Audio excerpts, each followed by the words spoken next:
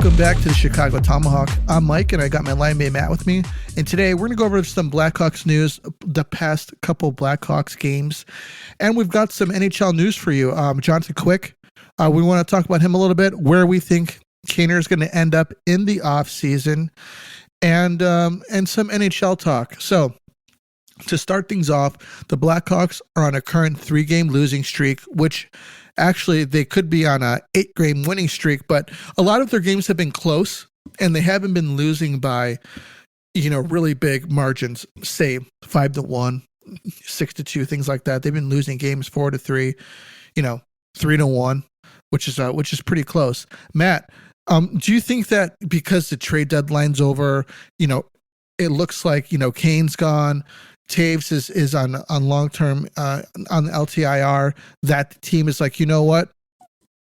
The shadow of the old dynasty is kind of not looming over us anymore.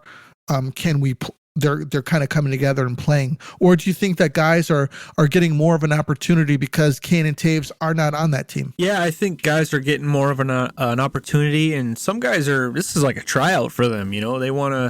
Some guys want to prove to the organization and even other organizations that, hey, we're good players. We're on a bad team right now, but we're going to play hard to the end and play the spoiler role maybe. But I think the guy benefiting off Kane being gone is Tyler Raddysh. I mean, he's been playing very well. He's getting more ice time.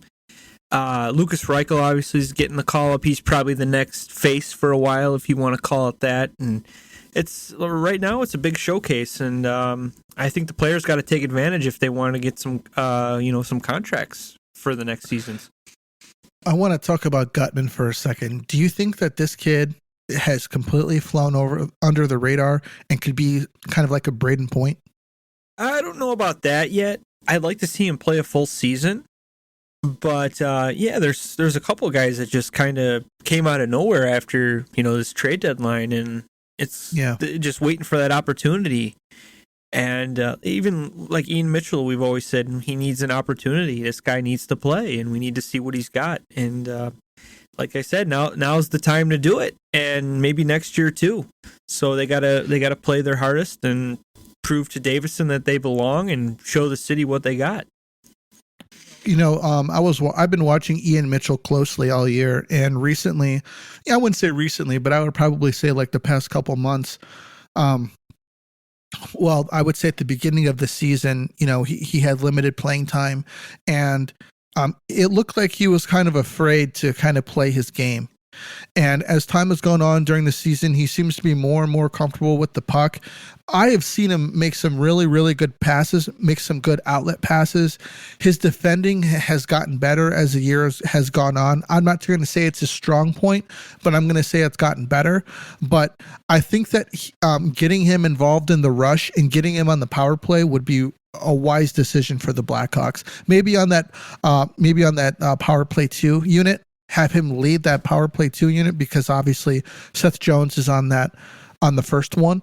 But I think that if we were to kind of involve him a little bit more, I think that he would develop a lot better, because this season, man, I think it was supposed to be his season to allow him to really kind of get out there and get a feel for the NHL, and that hasn't happened. And as the year has gone on, and as they've been playing Caleb Jones more and not Ian Mitchell, I've been getting like this Nick Leddy vibe from him and from, Coach Richardson. Kind of like what Q was like, didn't want to play him. Leddy showed a lot of promise. I thought that he was a really good player, but he didn't want to develop a young guy. Yeah. And I'm kind of getting that feeling a little bit with Richardson and Mitchell. Yeah, I hope not, because Nick Leddy was, a great defenseman for a while. I know he's still an everyday player. He's kind of hopped around since his Islanders days, but he was really good, even for the Hawks. And there were nights where you kind of scratch your head with Q. He would put in Michael Roosevelt because he could trust him and stuff. I'm like, you sure? Like, are we watching the same game? Because that guy is a turnover machine. He's very slow. Nick Leddy's young. He's fast. He can recover. He's got a little offensive minded to him.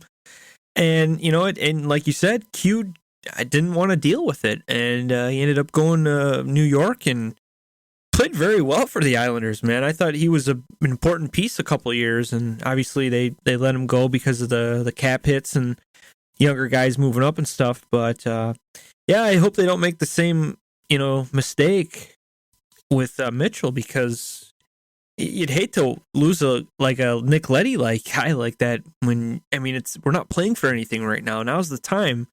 I'd like to see him paired up with Phillips because they complement each other a lot. I don't know if you remember the early rookie days of Keith and Seabrook. Those guys played together for 82 games. I remember it like yesterday because I was at the United Center all the time. That's all I wanted to do. And it was Siebes and Keith. Yes, they made mistakes. Yep, they lost a lot of games, but they learned to play together, and look what happened. They ended up playing, sometimes it felt like 30 minutes a game in the playoffs, and they got 3 Stanley Cups. And they're probably going to have their numbers retired in the future. That's how good it was. So, not saying those guys it's going to happen with those guys, but you gotta give them time to, develop and get some chemistry together. Yeah, I think that they played a lot together in Rockford, and I don't know why they're not pairing them up at the NHL level. I agree with you 100%. I think I actually mentioned this in an earlier podcast, but I think that they're eyeing Alec Regula and Korchinski as well, because they paired them up at the beginning of the prospect camp, and apparently those dudes played really well together. So there's a lot brewing, going on. I think as of right now, we're not really seeing what's gonna happen next year. Some people are thinking it's still going to be a rebuilding year next year, but if we get Connor Bedard, I think that is, I don't want to say the end of the rebuild, but that's the end of the, I think, sell time for the Blackhawks. I think that Davidson is going to be looking in putting together a young team that's going to learn with each other, and a couple veterans to kind of, maybe keep Anthony Ciu and re-sign Domi in the offseason as kind of like a veteran presence going forward. Yeah. But on top of that, we've been talking about a lot of prospects, usually defense, and, some wingers, but we need to talk about some centers and some goalies, man, because you're not going to win a cup if you're not solid straight up down the middle. And we've got a lot of guys, namely Lucas Reichel, who's playing wing in the NHL, and he's a center. The same thing happened to Kirby Dach. He was drafted as a center, but we're playing wing, we're having him play wing because he can't win a faceoff. So what are the Hawks going to do? Are they going to try to address that need in the offseason by signing someone who could win faceoffs? Are we going to get lucky and draft a guy like Taves, who's been, so consistent at the faceoff dot, because we need to be able to control the puck. And Drew Comesso is at, I think, BU right now. How long is he going to be there, and how long is it going to take for this kid to get up to the NHL level? Is it going to be 3 to 5 years? Goalies take a while. Yeah, what are we going to do in the meantime? Because it's not looking good right now on the goalie aspect of the game or of our team. Well, this draft, obviously, you have to pick the best available guy, the first overall pick you get. Right. Maybe that Tampa pick, you start filling in, like you said. You start, hey, our center depth is kind of low on the chart, and hey, we need a goalie. We need an elite goalie. Maybe that's what you do with that Tampa Bay pick. But we got a lot of picks, so he's going to have this is going to be a big prove-it year for Kyle Davidson when it comes to the draft, because last year he kind of, he fell into the job, and the draft wasn't that great, but he did well, I thought. Korchinski was a great pickup. Frank Nazar. Frank Nazar for Kirby Dach, I think, is a steal. We'll see. So far, Frank looked good in his last college game. I watched a little bit of it. He looked good. He won a key faceoff, and actually a couple key faceoffs. They had him at center, but I don't think he's going to play center at the NHL level. I think he's kind of small, but you never know. Yeah. But this year's draft, it's going to be huge for Davidson. He's got to, we got to start adding to that depth chart for sure. Right. So the Blackhawks lost to the Wings 4-3. That was I actually didn't watch that game, but I watched last night's game versus Tampa, and I'll tell you what, they didn't look like they were flat, like fish flapping around on the, like a fish out of the barrel, type Usually of a thing. Against Tampa, we are. Usually it is, man. Usually Tampa runs over them, and that was not the case yesterday. And it wasn't, I wouldn't say it was from Tampa playing bad either. I thought that they were playing well. I thought Mrazek seemed to be dialed in yesterday. He was moving around. He made some really, really good plays. Back to back too. He played. Yeah. Back to back nights. He did play back to back. He played well against the two Florida teams. Panthers, Blackhawks lost to the Panthers. I should have mentioned that. Actually, I kind of want to get into that before I get into this Tampa Bay thing. Yeah. What is going on in Florida, man? Last year, obviously they fired Coach Q. Andrew Brunette took over the team. That was at the beginning of the season too. Andrew Brunette, 4 or 5, 6 games in, right, or something like that. Right. I think they're on an 8-game winning streak. No. Q had a 10-game winning streak at the beginning of the season. Yeah, and then all that stuff came out where he, we don't want to get into, but he resigned, and Andrew Brunette took over. And I thought he did a great job. I think he was a nomination for the Jack Adams. Yeah, I think rightfully so, because he just kind of took off where Q left off, and the Panthers got to the playoffs, lost, and then they moved on from him. I would have given him another shot if he would have taken over. And then that team immediately went on like a 15-game, 20-game losing streak, and then ended up not even making the playoffs. At that point, I'd say, you know what? This isn't the guy. Yeah. Q is our guy. He was Q's guy. It's time for us. We need to find a coach. But that wasn't the case. Florida went on, man. They just kept on. And they end up losing, like they have been previously. But I think that's more on the team than it is the coaching. Yeah, they ran into Tampa, just a better team. And right, Spencer Knight came in there and won a couple of games, and they went back with Bob and they lost. And Tampa's just a better team, and it sucks that they kept running into them all those years. But it's how it goes. It's like Vancouver with the Blackhawks. They were a good team. Minnesota with the Blackhawks. Yeah. Actually, we could probably say more accurately the Predators and the Blackhawks, because Central Division. They kept on running into each other, and it's really I'm just drawing a blank, man. I just don't know why they would do that. Why do you think that they would move on from Brunette, even though that he had a lot of success with Florida, and now he's doing great with Jersey, because Jersey wasn't doing anything last year. He's on the assistant coach. He's with Lindy Ruff and the Devils, and the Devils, they're surprising people. They are.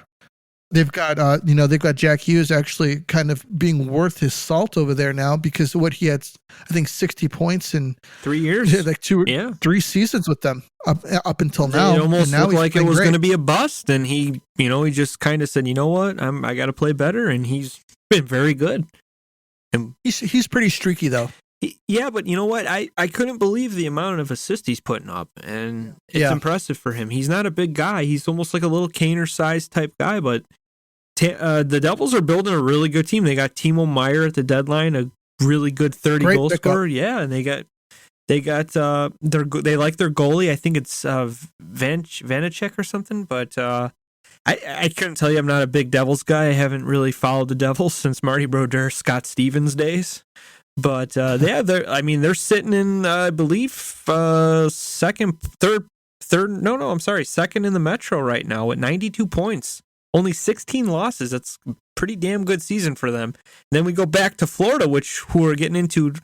They're on the outside of the wild card right now. They're down 10 points. Oh, I'm sorry. No. They're down 3 points to the Pittsburgh Penguins and the New York Islanders. So they better get their butts in gear, because they can miss out easy. There's some good teams still in the hunt. I'll tell you what, man. Tampa is like they don't give a shit where they come into the playoffs. They're just looking to make it in, and then they're going to start doing their damage. Well, here's the problem: you just barely squeak in as a wild card team. You're facing Boston. Those guys are 50-9, fastest team to 50 face them anyways. Well, that's true, but your first round, you'd like to be comfortable. You don't want to be just barely getting in that the next, like the day before, when the season ends. Sure. So Oh yeah, it's going to be rough either way for the Panthers. But do you think that, like, say Tampa, after 3 consecutive years going to the Stanley Cup Finals, do you think that it really? Me personally, I think that they're so battle tested and gritted for the playoffs that they don't give a shit, man. I think that they're like, yeah, so what? We get Boston in our first series. It doesn't matter. Well, we'll play them. We'll play Toronto. It's going to be Toronto, for sure. Yeah. Right. And I just don't think that it matters to them. They're just like, look, we're here to win a cup. We'll play whoever it is, and we're gonna take it to them. I think they see blank jerseys. To be honest with you, they're just like, whatever. You're just standing in our way. You're just standing in our way to another cup. That's all that it is. We're looking forward to Boston. Something like that. They're most likely going to play Toronto, and it's pretty much right now. It's going to be the battle for home ice advantage. Because they're like Tampa's within 4 points of them, and the Leafs can go on a little cold streak, but the Leafs could get hot. The Leafs, I think, are equipped. They could beat them, but like you said, it's just so many wars. Can they grit it out? Yeah, Tampa. They honestly, the Hawks should have beat them last night, and Tampa, good teams, they find a way. Braden Point opens himself up in the slot, gets away from his man, and buries the game winner. That's just good teams find ways, and that's what Tampa did yesterday. And for me, Tampa versus Toronto, the X factor is Vasilevsky. I mean, no goalie on Toronto matches up even close to him. So that's going to be the key. And if I had to call that series right now, I'd say Tampa in 6.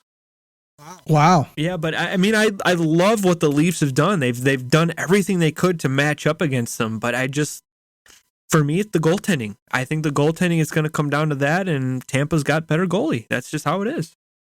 Here's another thing: is Austin Matthews gonna be scoring, or is he gonna be cold? Well, he's had a cold season this year. If you look at last year, he scored 60. This year, he's I think barely at 30. And I saw a funny picture of him, and they had McDavid stats next to him, and then they had Matthews, and the guy's like, "Please stop comparing the two. It's not fair. It's not fair to McJesus." I think I saw that. Yeah, it's not fair to McJesus.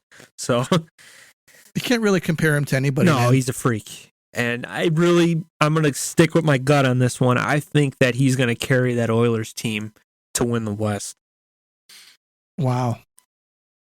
If he goes down, they're fucked. Yeah, most likely. I mean, if Draisaitl goes down, they're in trouble too. But, hopefully... Actually, I don't know if you saw last night, Matthews and him got into a little collision yesterday. It looked like Matthews kind of stuck his leg out, like a knee-to-knee type of thing. So McDavid turns around and knocks the stick right out of his hands. Who do they call the penalty on? On Matthews? No, they call it on... Oh, really? It on McDavid, and McDavid's shaking his head. They're like, are you freaking kidding me? This late in the season, you're going to try something like that. I'd be pissed off too if I was McDavid. Yeah. That's why you need a freaking enforcer on your team, because that shit ain't going to happen. Hey, that's an interesting conversation, man, because you know what? I think we've had this before, but this is something that, you just can't ignore, is that skilled players are in danger because a lack of the enforcer. But you know what? Hold on. Before we get into the enforcer, because I got something to say about that, I got to put a message out from DraftKings. The next action never ends at DraftKings Sportsbook, especially this summer with tons of ways to bet on all your favorite sports. You can fuel your fandom and feel the heat of the season like never before. Plus, right now, DraftKings Sportsbook is giving new customers a risk-free bet up to $1,000. That's right. Make your first bet up to $1,000, and if it doesn't win, you'll get another shot to cash in. You can throw down on all the major action on hockey, baseball, basketball, golf, MMA, and more. Best of all, DraftKings is safe, secure, and reliable. You can deposit and withdraw your cash whenever you want. Now, if there is one game I'm going to watch this week, it's going to be the Blackhawks versus the Bruins on Tuesday. The Bruins have been a wrecking ball of a team this year, going over every team that they play. They have only 9 losses so far. It would be fitting for the Blackhawks, who are at the bottom of the league, to give them their 10th loss. But because sometimes it's just how the puck rolls, So Download the DraftKings Sportsbook app now. Use promo code THPN. Make your first deposit and get a risk-free bet up to $1,000. That's promo code THPN only at DraftKings Sportsbook. Minimum age and eligibility restrictions apply. See the show notes for details. And Matt, you know it starts this week? March Madness, my friend. March Madness starts on Thursday. I absolutely can't wait. Also, I got a message from Manscaped. They're selling beard products. That's right. They're once again revolutionizing men's grooming with the brand new Beard Hedger Pro Kit. From a beard trim to a fresh shave, the technology behind the Beard Hedger Pro Kit allows you to shape your signature beard look. Now you can finally use Manscaped products to make your drapes match your carpet by going to manscaped.com and using code Tomahawk20 for 20% off and free shipping. Tame your mane, guys. Can't be walking around with a scraggly beard. You get 20% off and free shipping with the code Tomahawk20 at manscaped.com. That's 20% off and free shipping, manscaped.com. Now, back to the podcast. Matt, the enforcer. I think that he's sorely missed, and I don't think that guys like Matthews are going to be going around. Last year, I would probably say it was... what's his name? PK going around slew footing everybody who comes into the vicinity of him. If he wouldn't be doing that, if there's a Bob Probert at the end of the bench, and I think that there is a spot for an enforcer, but he has to be a skilled enforcer and not just somebody running out there. Like Bob Probert. Yeah. Guy put up 30 goals. Though, I think Proby, he was actually a pretty good player though too, if he wanted to be. Yeah, everybody that talks about Proby, like very popular players, Stevie Y, Tony Imani even said you put him on a line with a good center, another good winger. He's a very good hockey player, and he knew his role. And he's I believe he was an all-star one season. There's a picture of him, Gretzky, and Messier together. So I mean, the guy knew how to score. And I agree with you that they should be able to, know how to play, not just like a David Kochi type of guy. Call this guy up to get wrecked. And John Scott wasn't bad. He could play. He wasn't that great, but he was known more for the fists and everything. Who would you say the top dog is? Ryan Reeves? Yeah, I'm really not intimidated by him that much. I know he can fight and everything, but I wouldn't fight him. I wouldn't fight him either. But compared to the old school guys we grew up watching, I think he'd get wrecked. Yeah, he'd get wrecked. And all you have to ask people who that are anti-enforcer or anti-fighting, if you're playing against the Detroit Red Wings, and you look at Stevie Y and you're man, should I hit this guy now? Hey, maybe I should. He's pissing me off. He's getting around me easy. I'm going to slash him. And if you see number freaking 24 staring through your soul, are you going to lay a finger on Stevie Y? I'm not. I'm not going to even breathe next to him. That's how scary Probert was. And I think guys are needed. There was another hit. I actually tweeted about it. I think it was Vince Dunn. He's on the Kraken. Good defenseman. Took a cheap shot, elbow to the face, dirty play.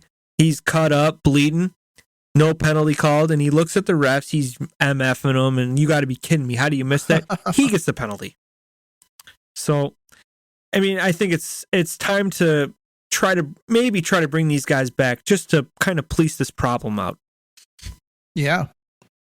I think there's a lack of respect, to be honest with you, from some guys. They're just I just think that there's a lack of respect in some instances. I just love the old time hockey too. I mean, it was fun. You got the game to look forward to, and then you got the other game inside the game. You got the Probert and Domi match that's they've been pushing the whole game, the pregame, and say the third period it finally happens after a dirty hit by Domi. Say he hit Roenick or something, and Tony Amati and Proby comes out and they fight. I mean, that was fun, man. I really loved watching that. And you know what? And then they stop. Sure, there's going to be guys that take runs at star players, but at least it's in your mind. Like, hey, I'm going to have to answer to this. Like, look, Marty McSorley, he Dave Semenko. If you laid a finger on Gretzky, you're dead. Like, you can't touch him. You're dead. And Gretzky's credited him for his whole career. Like, he's like, these guys made it easier for me to play. I'm so grateful that they were on my team. Even guys like say for instance, Jamie Dunn, like he's probably the closest example of being like Brendan Shanahan, except Brendan Shanahan scored more than he did. It's somebody that you wouldn't, if you're going to go cross check, say, McDavid in the corner, Shanahan's he's going to go and get a hat trick, and then he's going to go and beat the shit out of you. He was underrated, man. He's got like 600 goals. He could fight you, and I hated him because he was a Red Wing, obviously. But right, I mean, you looking now as an adult and like knowing the game better, like, damn, dude, those are rare breeds right there. I think he had 646 goals. Yeah, I remember he went to the Rangers, I believe, after that one lockout in 2005, and him and Jágr were on the same line. I think they both got 600 goals that year. The two legends were playing on the same line together. Yeah, and he looked like, I'm like, damn, man, the guy won a lot of Stanley Cups, scored a lot of goals, and now he's the president of the freaking Leafs. The guy knows his hockey. So, very underrated guy. I never gave him enough respect, I guess. Actually, I got to take that back. He didn't score 646. He scored 656. Damn. That's amazing. It's amazing. And he was known for those Red Wing dynasties. He was so good with Stevie Y and Sergei Fedorov, man. What a freaking franchise that was. Can you believe that? Yeah, and hold on a second. Listen to this. He had 656 goals while also having 2,489 penalty minutes. So that's a lot of fighting majors and some game misconducts because of the fighting, probably. From fighting, Probably got 1,000 just for playing the Avalanche those years. Probably. Yeah. Wow. He had 237 power play goals. Very creative player, and he could fight. He could defend his teammates, and that's kind of what the new age enforcer should be like. Yeah. Wow. He was the first round pick, second pick overall. He definitely New Jersey Devils, right? He definitely lived up to his billing. You don't really see that very often, man. Like say Patrick Kane, he definitely lived up to his billing.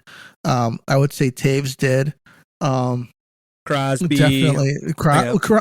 Crosby is a little different because Crosby was predicted to be the next one. That's what they called him, Sid the Kid, the next one. You know, and he had all of this pressure on him coming to Pittsburgh. I mean, hell, Mario Lemieux even played an extra season just to kind of help Crosby with what he was facing. Dude.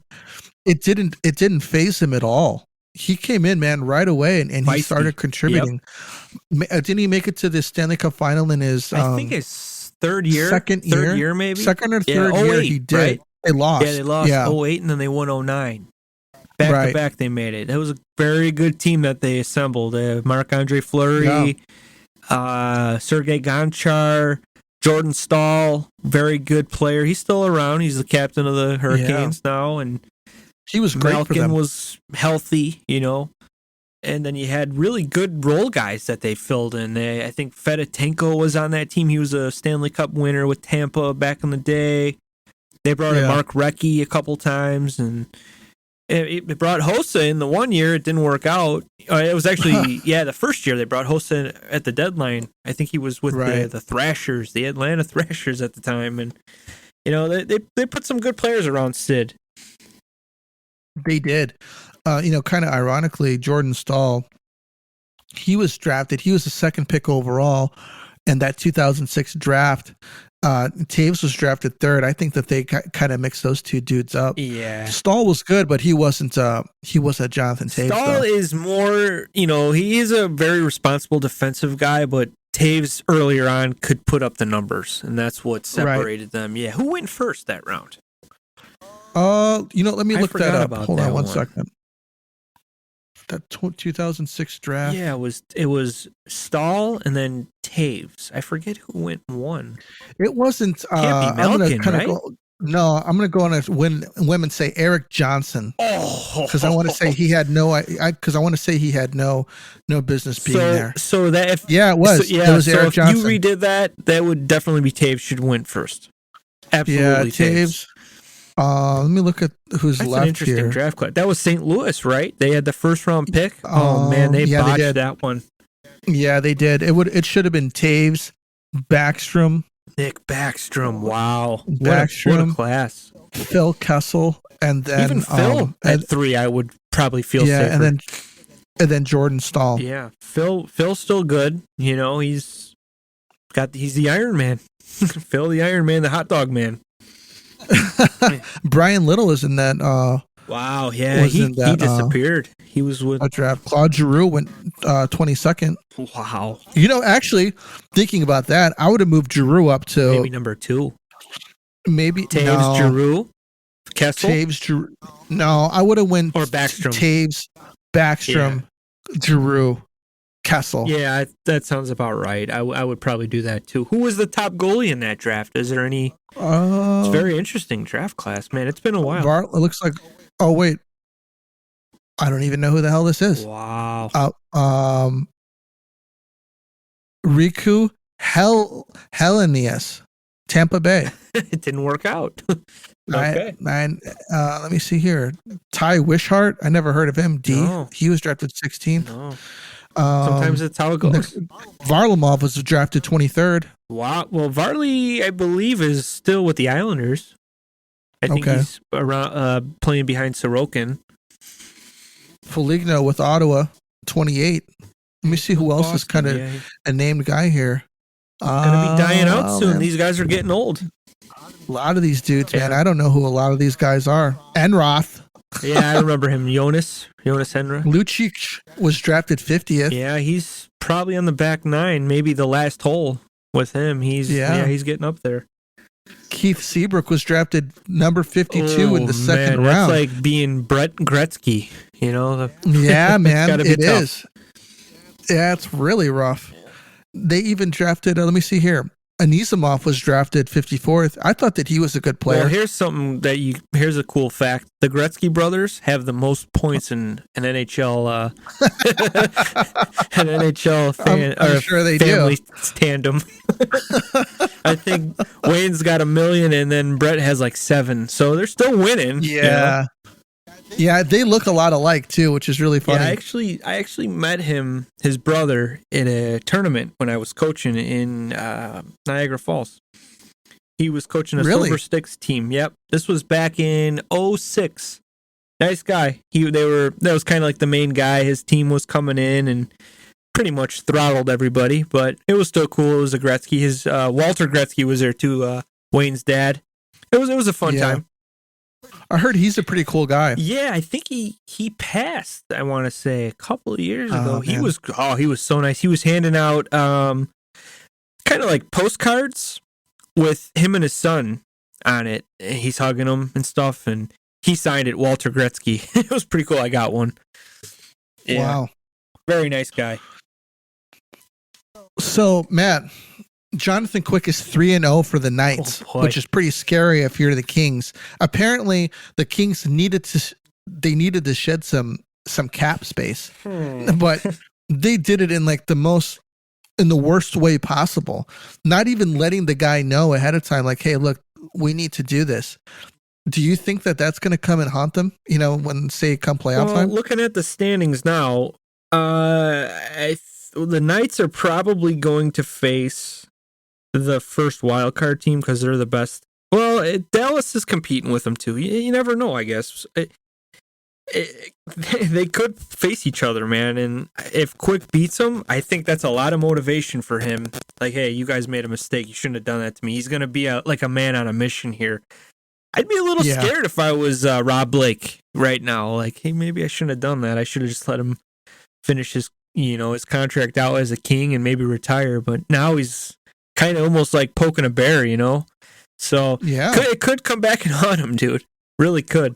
What do you think the Kings are thinking right now? Like the players, like, oh my gosh, we're gonna have to play Quickie. Well, it's gonna be in their heads, obviously. I mean, they're gonna be like, wow, this is just how the hockey karma works sometimes. You know, the hockey gods are gonna punish us for doing this. And I'd be scared, man, because they know what he's capable of. You know, they better hope that dude doesn't, like the hockey gods don't say, hey, we're going to bless you with your 2014 body. Yeah, exactly. For this series. The 2012 Jonathan Quick, who had like 13 shutouts or was maybe 10 or whatever, but don't forget he lost 15 games 1-0 too because we couldn't score goals. The Kings still have problems, scoring goals. Yeah, they do.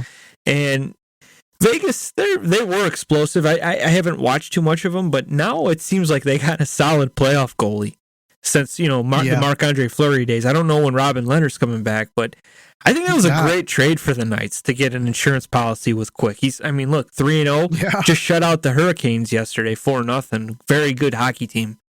And they're a good hockey team, man, but they're like dying to just do it like an early, just jump out of the playoffs early. Yeah, I expect the second rounders. A second round. Well, exit. I wonder, if the season ended today, they would probably be facing. They'd probably be facing the Rangers.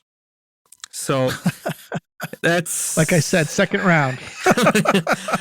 That'd be a good series. I think. They could play. I think they could go every round, 7 games, just because they're a good team, good coach. I don't know if it's enough this year. I think Boston is just, man, they're wrecking everybody. But on the other hand, I'm thinking hey, you guys are peaking real early. And you're going to run into a team that's very, very, very desperate, that's been battling just to get in the playoffs. Sometimes that's Jonathan Quick and the LA Kings. That's what they used to do every year.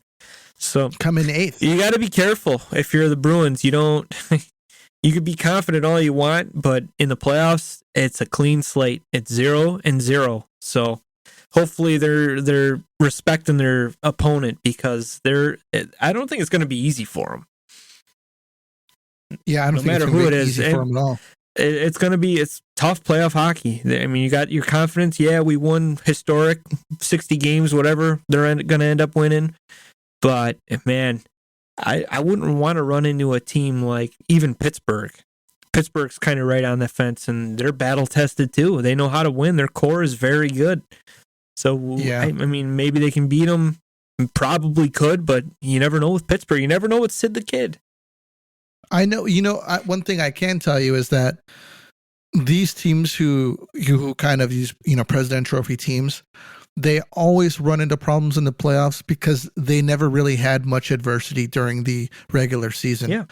And when the team starts facing that adversity in the playoffs, it's like 10 times as bad.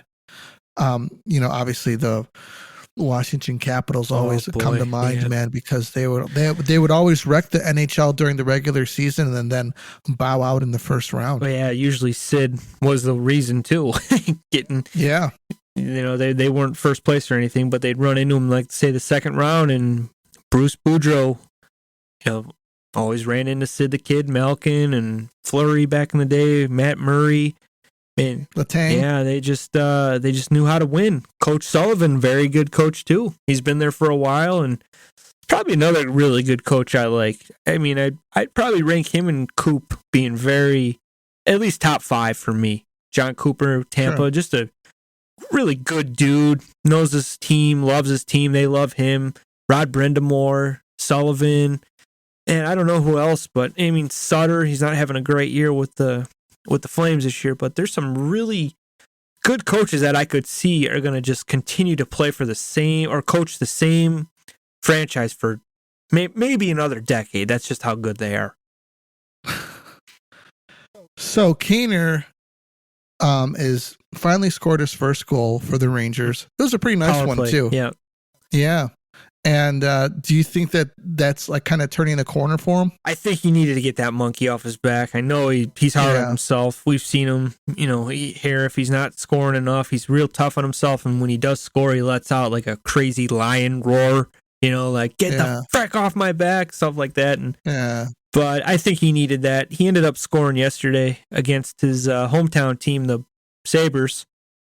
And when he scores, they're 2-0, and when he doesn't score, they're 0-2. So, hey, they need him. That's usually the case, though, isn't it? They need him. So, Kaner's obviously he's going to be an unrestricted free agent coming this offseason. Personally, I don't think that he's going to sign with the Rangers because there's just no room. Where do you think Kaner winds up?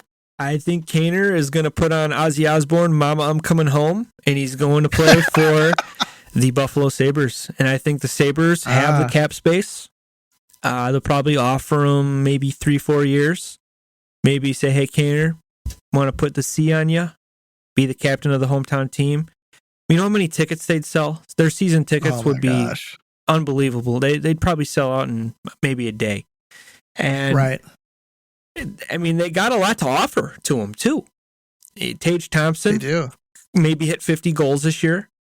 Kaner's never really had that sniper shoot first guy since, I mean, DeBrincat he's had, but not, DeBrincat's good, but I don't think he's at the level of Tage Thompson right now. This guy is he scored 5 goals in one game, I think, the other. Yeah, I mean, this guy is just a natural shooter, and he can shoot from anywhere.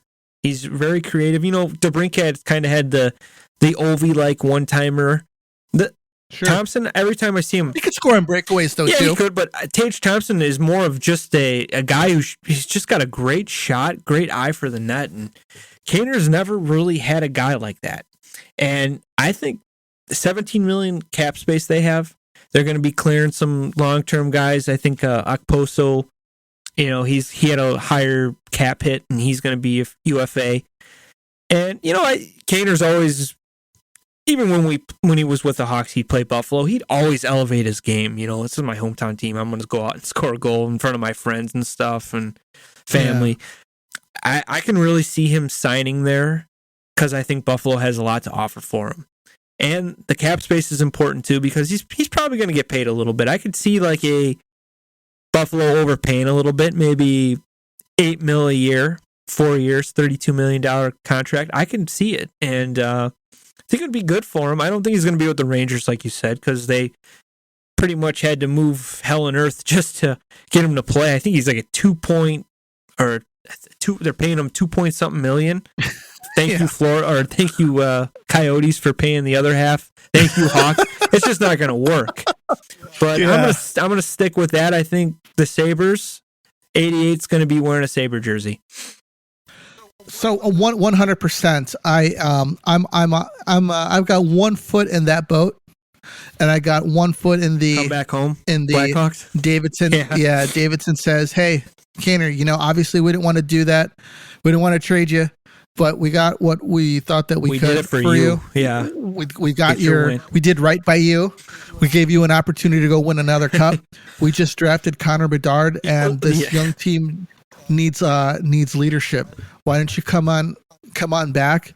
Johnny's retiring. He's going to hand you the C himself personally, and lead this young new Blackhawks team into a new era. And we'll pay you. We'll give you a $7 million. That I can see. Like if he waits for the Hawks to say we got Bedard, that would be very appealing to him, I think. And he's even raved about him before in like prospect camps and camps they've done together. He was one of the most noticeable players, he said. That I can see. So I'm going to go with Buffalo, my first choice, and the Hawks second. He'll come home if we end up getting Bedard. Right. What, you know, mentioning Bedard, Adam Fantilli is somebody that I've mentioned to you before. He's somebody that I like because I read about him in the latest,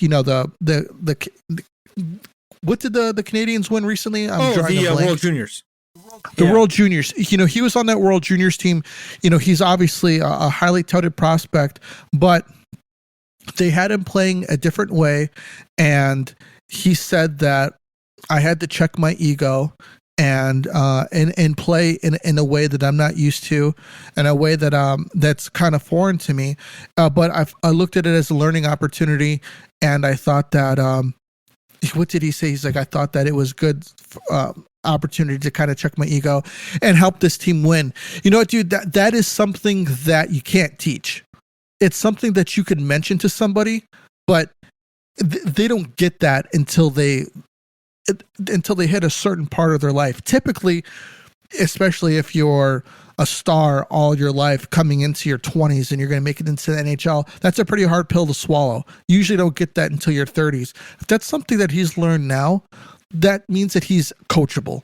It means that he's a kid with some really high, he has a lot of talent, but more importantly, his coach can tell him something and him be able to check himself and learn. And it makes you wonder if other guys are in that headspace and what kind of player he could be. I don't think that he could be say like a Connor Bedard, Connor McDavid, Sidney Crosby type of franchise player, but I think that he can be possibly maybe even a Jonathan Taves type of player, someone who kind of puts the team, the overall ahead of himself. What do you think? Yeah, I mean, well, he's going to be drafted projecting second behind Connor Bedard. So obviously he's going to be a franchise piece for, whatever team drafts him for, right. Maybe the next decade. So right. For him to say that, it's very mature. He's, he's gonna learn the egos and stuff. There a lot of guys were like that. They're like Kirby Dach. In my opinion, I thought he kind of had one coming in very confident.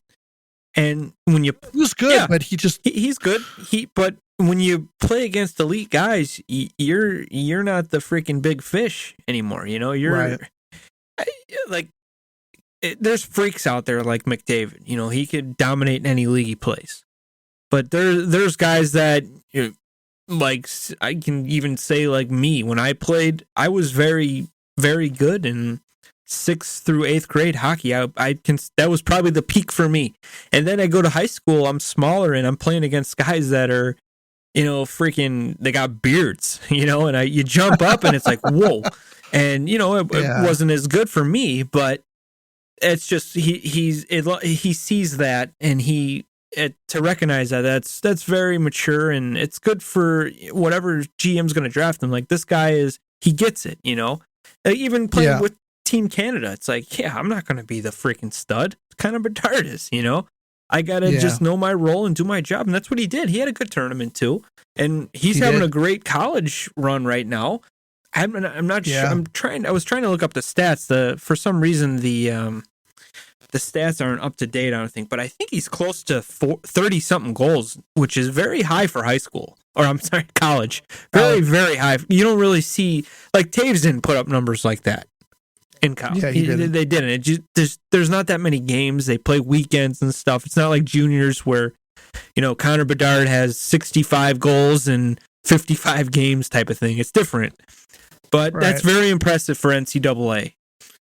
And a fantastic. He's actually goals per game. He ranks number 1 in the NCAA. So very impressive, and he's going to be, like I told you before, he's going to be a good silver consolation silver medal prize to have if you don't get the first overall pick. Yeah, I agree. There's another kid in here named Jason Poland. Have you heard of him? No, I haven't. He's from Western Michigan, and goals per game, he's tied with Adam Fantilli. He's on Western Michigan? Western Michigan, right. Yeah, Adam is on the University of Michigan, right? He's right. What is it, a Wolverine? He's Wolverine. He's with Frank Nazar, right? So right.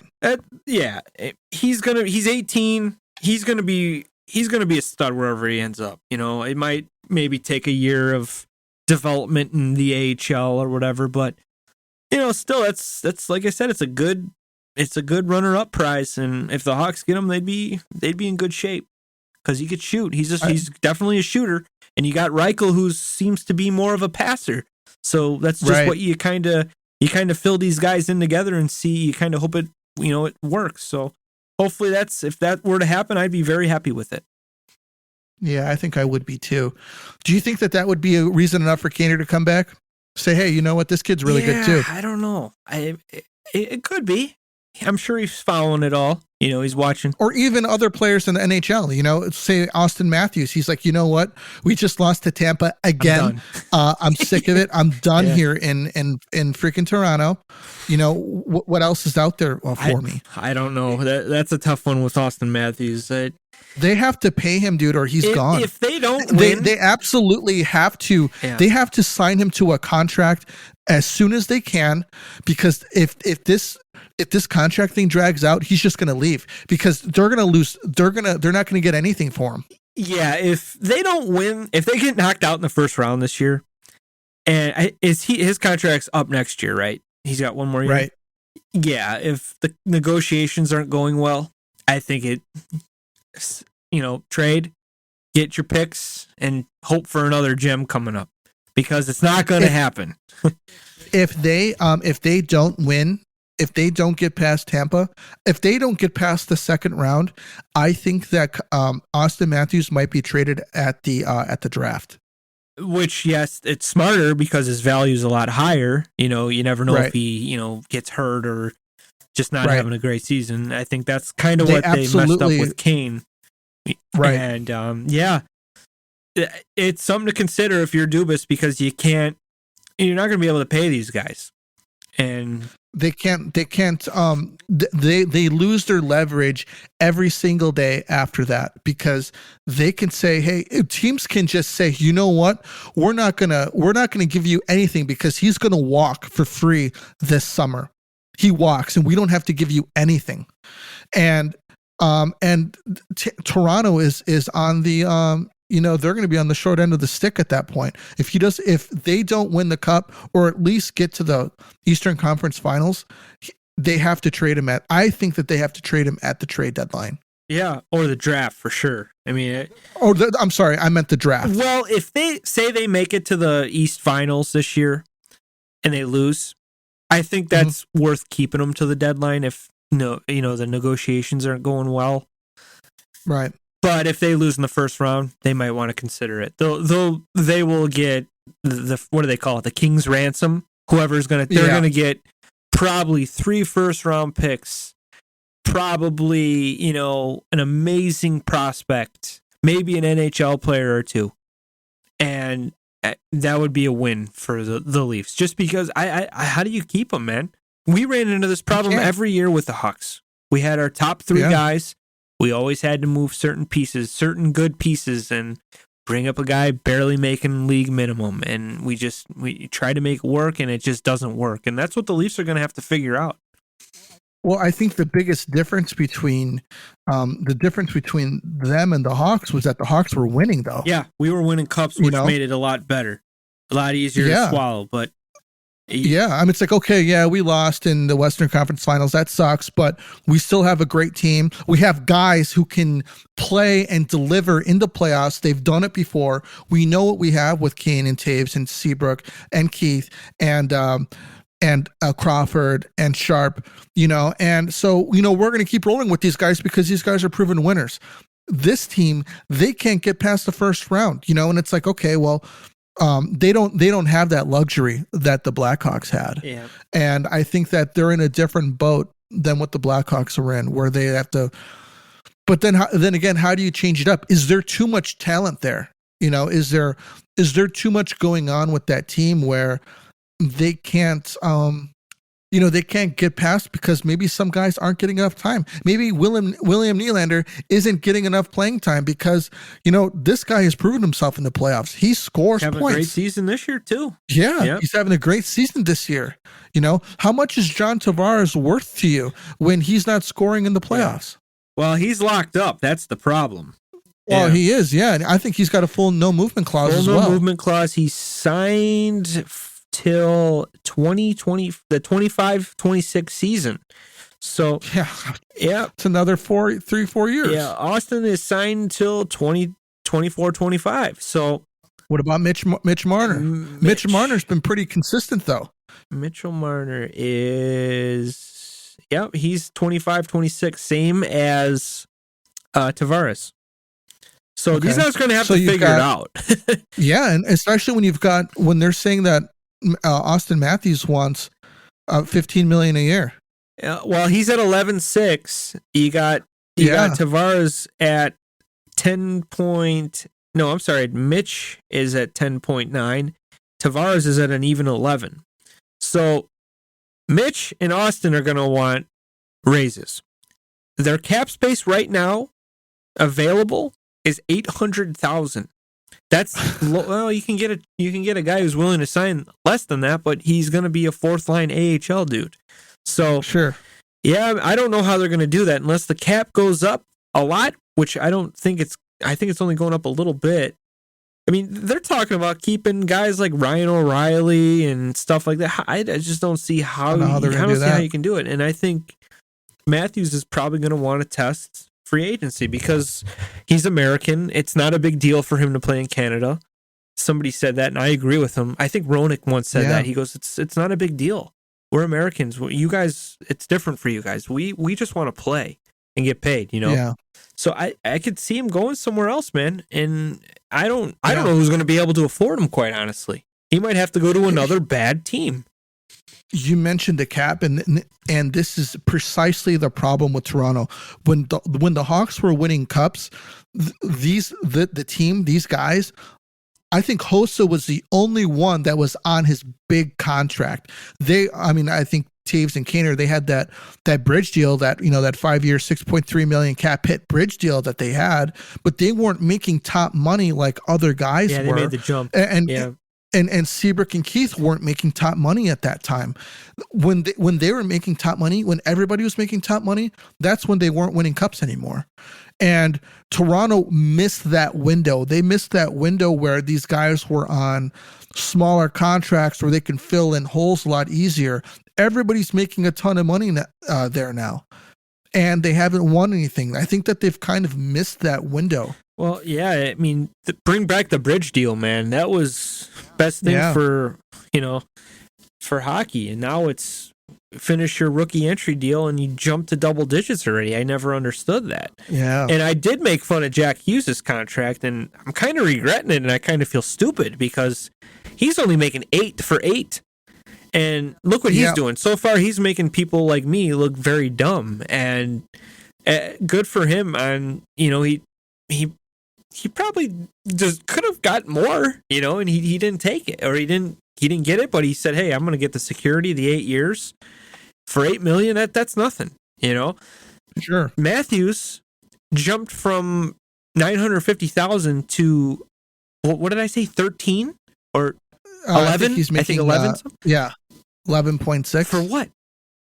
Nothing. Not even a playoff win. So I don't know, man. I think they're gonna lose one of those guys, and their contracts end kind of close. Maybe they'll take a gamble and give Matthews what he wants, but say goodbye to Mitch. You're not gonna. There's no way you're gonna be able to afford it. I think their window was when Freddie Anderson and Jack Campbell were their goalies. It just didn't happen. So this is a big year for them. This could be the last dance, this playoff series. So they better get over Tampa. Yeah, 100%. Let us know what you guys think. What's going on with the enforcer? Let us know what you guys think is going to happen with the Blackhawks this offseason. Kaner, where's he going to go? And the state of the state of Toronto going forward. But that's all that we got for you tonight, guys. Thank you for listening. Do us a favor if you haven't. Hit the subscribe button. And we'll catch you on the next one. This is the Tomahawk. We're out of here.